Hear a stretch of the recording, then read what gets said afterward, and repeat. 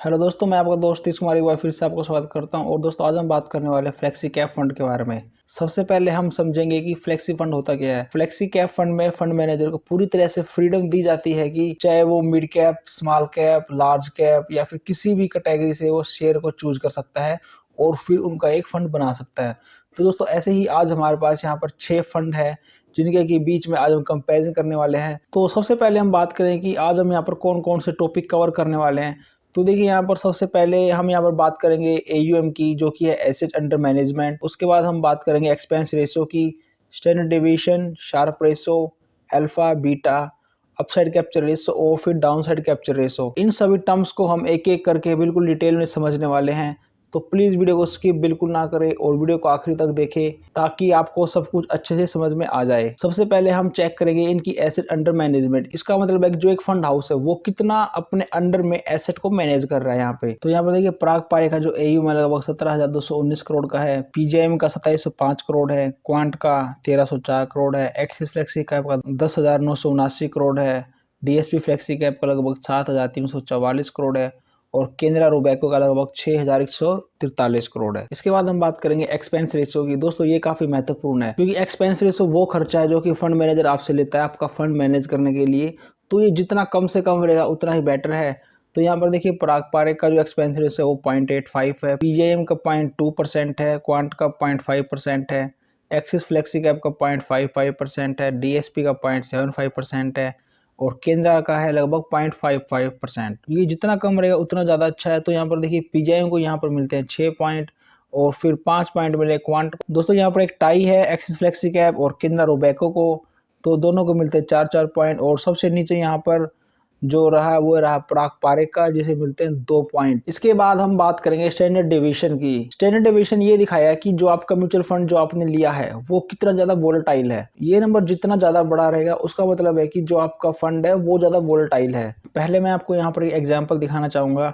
देखिए, यहाँ पर मान लीजिए एक बैट्समैन ए है जिसकी एवरेज 50 है और साथ में एक बैट्समैन बी है जिसकी एवरेज भी 50 की है। मान लीजिए बैट्समैन जो ए है वो रन करता है 10, 80, 5, 0, कभी 30 बनाता है और जो बैट्समैन बी है उसकी जो एवरेज भी 50 है। तो मतलब वो अपनी एवरेज के इर्द गिर्द यहाँ पर रन करता है 45, कभी 60, कभी 30, कभी 55, तो कभी 40। कोई भी एक अच्छा कप्तान रहेगा वो बैट्समैन बी को प्रेफर करेगा। आशा करता हूँ कि समझ गए होंगे मैं क्या बताना चाह रहा हूँ। मैं आपको यहाँ बताना चाह रहा हूँ कि मान लीजिए आपकी कोई एवरेज है 50 की, तो कोई फंड है वो अगर अपनी एवरेज के आसपास रहता है तो वो आपके लिए अच्छा है, ना कि वो फंड हाउस की कभी तो आपको वो 50% का रिटर्न देगा, कभी आपको 0% देगा, कभी वो माइनस में चला जाएगा। तो ऐसे को हमें चूज नहीं करना है। तो देखिए, ये नंबर जितना ज्यादा बड़ा रहेगा उतने यहाँ पर कम पॉइंट मिलेंगे क्योंकि वो उतने ज्यादा वोलेटाइल रहेगा। तो हम प्रेफर करेंगे ये नंबर जितना कम रहेगा उतना ही आपके लिए ज्यादा बेटर रहेगा। पराग पारेख का स्टैंडर्ड डेविएशन है लगभग 17.72 का, पीजेएम का 22.36 का है, क्वांट का सबसे ज़्यादा यहाँ पर 23.68 है, एक्सिस फ्लेक्सी कैप का 17.46 है, डीएसपी का 21.51 है और केंद्रा का लगभग 18.8। तो यहाँ पर देखिए, सबसे ज़्यादा जो वोलेटाइल रहेगा यहाँ पर वो रहेगा क्वांट का, तो इसलिए उसे मिलता है 1 पॉइंट। और फिर यहाँ पर रहेगा पीजीआईएम का जिसे मिलते हैं 2 पॉइंट और सबसे अच्छा यहाँ पर रहेगा एक्सिस फ्लेक्सी कैप जिसे मिलते हैं 6 पॉइंट। और उसके बाद फिर सेकंड नंबर पे आएगा पराग पारेख का जिसे मिलते हैं 5 पॉइंट। इसके बाद हम बात करेंगे अल्फा की, कि आपके जो फंड है उसने अपने इंडेक्स के मुकाबले कितना ज़्यादा आपको रिटर्न दिया है। जैसा कि हम यहाँ पर देख पा रहे हैं कि पराग पारेख का जो अल्फा है 11.56 का है। इसका मतलब है कि पराग पारेख ने अपने बेंचमार्क से 11% का रिटर्न ज़्यादा दिया है। उसके बाद देखिए, पीजेएम का जो है 9.06 है, क्वांट का भी 11.33 का है, एक्सिस का 7.14 का है, डीएसपी का 4.94 है और केंद्रा का है 5.24। सबसे ज्यादा अल्फा जनरेट किया है पराग पारेख ने, इसलिए उसे मिलते हैं 6 पॉइंट। और उसका फिर अच्छा रहा यहाँ पर क्वांट का जिसे मिलते हैं 5 पॉइंट और यहाँ पर 4 पॉइंट मिलेंगे पीजीआईएम को। और जो सबसे आखिरी में रहेगा वो रहेगा डीएसपी फ्लेक्सी कैप जिसे मिलता है 1 पॉइंट। अब हम बात करेंगे बीटा के बारे में। इसका मतलब है कि जब मार्केट गिरेगी या बढ़ेगी तो उसके मुकाबले में आपका फंड कितना बढ़ेगा या फिर गिरेगा। तो आइए वो भी देख लेते हैं। तो यहाँ पर देखिए, पराग पारेख का जो बीटा है वो 0.73 है। इसका मतलब है कि जब मार्केट 1% गिरेगी तो पराग पारेख उस समय पे 0.73 गिरेगा। और पीजीआईएम देखिए 0.99 है, लगभग मार्केट के आसपास ही गिरेगा। और फिर क्वांट है 0.96, एक्सिस फ्लेक्सी कैप का है 0.75, डीएसपी का है 0.95 और केनरा रोबेको का है 0.85। तो यहाँ पर देखिए सबसे अच्छा है और जो सबसे कम गिरेगा इस लिस्ट में वो रहेगा हमारा पराग पारेख का, इसलिए उसे मिलते हैं 6 पॉइंट। और फिर रहा एक्सिस फ्लेक्सी कैप जिसे मिलते हैं 5 पॉइंट। और सबसे नीचे इस लिस्ट में रहा पीजेएम फ्लेक्सी कैप जिसे मिलता है 1 पॉइंट। इसके बाद हम बात करेंगे शार्प रेशो की। शार्प रेशो हमें ये दिखाएगा कि जो हमारा फंड मैनेजर है उसने कितना रिस्क लेकर कितना रिटर्न दिया है।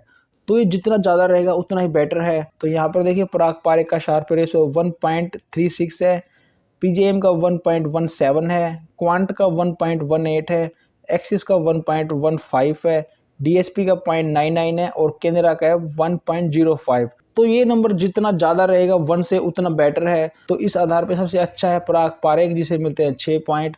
और फिर है क्वांट का जिसे मिलते हैं 5 पॉइंट और 4 पॉइंट मिलेंगे पीजेएम फ्लेक्सी कैप को। और सबसे नीचे रहेगा यहाँ पर डीएसपी फ्लेक्सी कैप जिसे मिलता है 1 पॉइंट। इसके बाद हम बात करेंगे अपसाइड कैप्चर रेशो और डाउनसाइड कैप्चर रेशो।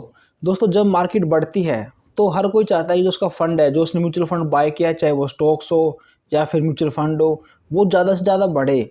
तो यही चीज़ हमें दर्शाएगा कि अपसाइड कैप्चर रेशो कि जब मार्केट ऊपर गई तो उसने कितना ऊपर की तरफ उसने कैप्चर किया है। यहाँ अगर ये नंबर 100 से ज़्यादा आता है तो उसका मतलब है कि आपके फंड ने मार्केट को आउट परफॉर्म किया है। तो आइए देख लेते हैं यहाँ पर। तो यहाँ देखिए पराग पारेख का जो अपसाइड रेशियो है वो 88 का है, पीजीआईएम का लगभग 115 का है, क्वांट का 120 का है, एक्सिस फ्लेक्सी कैप का 94 है और डीएसपी का 102 है और केनरा रोबेको का 95 है। तो ये लिस्ट हमें ये दर्शा रही है कि यहाँ पर देखिए सबसे ज़्यादा जो आउट परफॉर्मेंस आएगी वो आएगी क्वांट एक्टिव फंड के अंदर और उसके बाद फिर नंबर आएगा पीजेएम का। तो इसी आधार पे सबसे ज़्यादा नंबर मिलेंगे क्वांट को 6 पॉइंट, पीजेएम को मिलेंगे 5 पॉइंट। जब मार्केट ऊपर जाएगी तो सबसे पीछे रहेगा यहाँ पर पराग पारेख का, उसे मिलता है 1 पॉइंट। और दोस्तों सेम इसी का अपोजिट है डाउनसाइड कैप्चर रेशो कि जब मार्केट गिरेगी तो कौन कितना ज़्यादा गिरेगा। तो दोस्तों सभी चाहते हैं कि जब मार्केट ऊपर जाए तो उनका फंड सबसे आगे रहे, लेकिन साथ में ये भी चाहते कि जब मार्केट गिरे तो उनका फंड कम से कम गिरे। तो ये नंबर 100 से जितना ज़्यादा दूर रहेगा उतना अच्छा रहेगा। तो यहाँ पर देखिए डाउन साइड रेशियो देखिए यहाँ पर पराग पारेख के अंदर 27 है, पीजेएम के अंदर 78 है, क्वांट के अंदर 81 है, एक्सिस फ्लेक्सी कैप के अंदर ये नंबर 64 है, डीएसपी के अंदर 80 है और केनरा रोबेको के अंदर 69 है।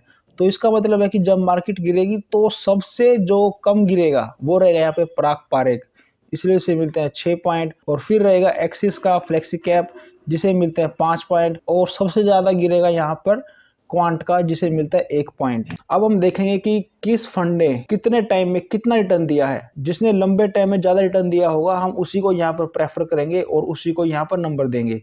तो यहाँ पर देखिए पराग पारेख ने 3 साल में लगभग 32% के आसपास का रिटर्न दिया है, 5 साल में लगभग 24.5% का रिटर्न दिया है। सिंस इंसेप्शन का मतलब है कि जब से ये फंड शुरू हुआ है तो तब से लेकर इसने अभी तक लगभग 22% का रिटर्न दिया है हर साल। और पराग पारेख की जो उम्र है कि जब से फंड ये शुरू हुआ है तो उसे लगभग 8 साल और 6 महीने हो चुके हैं और उसने इन 8 साल 6 महीने के अंदर लगभग हर साल 22% की औसत से रिटर्न दिया है, जो कि काफ़ी अच्छा है। उसके बाद देखिए फिर पीजेएम का लगभग 3 साल में 32% का रिटर्न है, पिछले 5 साल लगभग 24.5% की दर से रिटर्न दिए हैं और जब से शुरू हुआ है जो कि 6 साल 9 महीने हैं इसने लगभग 18% के आसपास रिटर्न दिया है। और फिर नंबर 3 पे क्वांट एक्टिव फंड जिसने कि पिछले 3 साल में लगभग 35% के आसपास रिटर्न दिया है और 27.5% रिटर्न है इसका पिछले 5 साल में। और जब से ये फंड शुरू हुआ है तब से लेकर इसने अब तक यहाँ पर 22.5% की दर से रिटर्न दिया है। एक्सिस फ्लेक्सी कैप देखिए यहाँ पर सबसे नया फंड है जिसने कि 3 साल का बस डाटा हमारे पास अवेलेबल है। इसने ये लगभग 25% की दर से रिटर्न दिया है और इसे लगभग अभी तक 4 साल हुए हैं। तो इन 4 साल में इसने लगभग 20.5% की रिटर्न दिया है, जो कि काफ़ी अच्छा है। डीएसपी फ्लेक्सी कैप ने लगभग 3 साल में 25.81% का रिटर्न दिया है और पिछले 5 साल में 20% का दिया है। और जब से फंड शुरू हुआ है तब से लेकर इसने अभी तक 17% से ज़्यादा का रिटर्न दिया है। और केनरा रोबेको का लगभग 24.5% से ऊपर है और लगभग 22% के आसपास पिछले 5 साल में रिटर्न दिया है। और जब से फंड शुरू हुआ है तो यहाँ पर इसने लगभग 16.5% का रिटर्न दिया है। तो दोस्तों अब हम यहाँ पर इन्हें हम पॉइंट देंगे कि जो फंड जब से शुरू हुआ है उसने अब तक कितना यहाँ पर रिटर्न दिया है। तो अगर उसके आधार पर अगर हम चेक करें तो देखिए प्राग पारेख को मिलते हैं यहाँ पर 5 पॉइंट और टॉप पे रहेगा यहाँ पे क्वांट एक्टिव फंड जिसे मिलते हैं 6 पॉइंट और सबसे नीचे यहाँ पर रहेगा केंद्रा का रोबेको जिसे मिलता है 1 पॉइंट। तो दोस्तों अब समय हमारा आ चुका है फाइनल स्कोर का और देखते हैं कि कौन हमारा टॉप पे और कौन हमारा लास्ट में है। तो यहाँ पर देखिए सबसे नीचे यहाँ पर रहेगा डीएसपी फ्लेक्सी कैप 19 पॉइंट मिले हैं टोटल और रैंक है 6ठी। 5वें नंबर पे रहा यहाँ पर केंद्रा रोबेको जिसे मिलते हैं 24 पॉइंट, रैंक है 5वीं। और 4th रैंक है यहाँ पर पीजीआईएम को जिसे मिलते हैं 28 पॉइंट, रैंक है 4th। और तीसरे नंबर पे है क्वांट एक्टिव जिसके पॉइंट है टोटल 31। और नंबर 2 पे यहाँ पर axis flexi cap 32 point, rank है 2री। और टॉप पे है प्राग पारेख फ्लेक्सी कैप जिसे मिलते हैं 37 पॉइंट, रैंक है 1st। तो दोस्तों अब हम कंपेयर करेंगे प्राग पारेख और एक्सिस फ्लेक्सी कैप में कि इन दिनों में ऐसा क्या है कि इन दोनों ने और दूसरी कंपनियों से और दूसरे फंड से अच्छा परफॉर्मेंस किया है। तो आइए एक बार वो भी चेक कर लेते हैं। सबसे पहले हम चेक करेंगे प्राग पारेख की होल्डिंग। तो देखिए टोटल इसके अंदर 29 होल्डिंग है और जो कि इसने अपना पैसा लगाया हुआ है अल्फाबेट जो कि गूगल की पेरेंट कंपनी है। फिर इन्होंने बजाज होल्डिंग जो कि इंडियन कंपनी है। फिर माइक्रोसॉफ्ट यूएस की, आईटीसी है, अमेजोन है, Indian energy exchange, Facebook, hero motor, ICICI bank, axis bank में इन्होंने पैसा लगा रखा है। तो हमने देखा कि इन्होंने लगभग यूएस और इंडिया की मार्केट में कुछ मिक्सचर करके पैसा लगाया हुआ जो कि काफ़ी अच्छी बात है। तो ये काफ़ी डाइवर्सिफिकेशन हमें देगा। उसके बाद हम चेक करेंगे एक्सिस फ्लेक्सी कैप फंड की टॉप 10 होल्डिंग को। तो यहाँ देखिए इनके पास टोटल 56 होल्डिंग है और जो कि इन्होंने पैसा लगाया हुआ अपना बजाज फाइनेंस के अंदर, ICICI bank, Avenue super mart जिसे हम डी मार्ट के नाम से जानते हैं। फिर एचडीएफसी बैंक में है Infosys, TCS, Kotak Mahindra bank, Divi's lab, HDFC और अल्ट्राटेक सीमेंट है। तो एक्सिस फ्लेक्सी कैप फंड ने तो अपना सारा पैसा इंडियन मार्केट में लगाया हुआ है, जबकि प्राग पारेख ने इंडियन और यूएस मार्केट का एक कॉम्बिनेशन बना के अपना पैसा लगाया हुआ है जो कि काफी अपने आप में एक अलग है बिल्कुल। क्योंकि और जितने भी फ्लेक्सी कैप फंड के अगर आप होल्डिंग चेक करोगे तो वहां पर किसी ने भी यूएस के अंदर स्टेक्स नहीं लिया हुआ है। तो इसी कारण शायद प्राग पारेख टॉप पे है। तो दोस्तों आपको ये वीडियो कैसी लगी और आप इन दोनों में से किसको चूज करोगे प्लीज मुझे कमेंट सेक्शन में जरूर बताएं। अगर आपको ऐसी वीडियो और चाहिए तो इस चैनल को सब्सक्राइब करें, वीडियो को लाइक करें। मैं आपसे मिलता हूँ नेक्स्ट वीडियो में, तब तक के लिए टेक केयर, बाय बाय।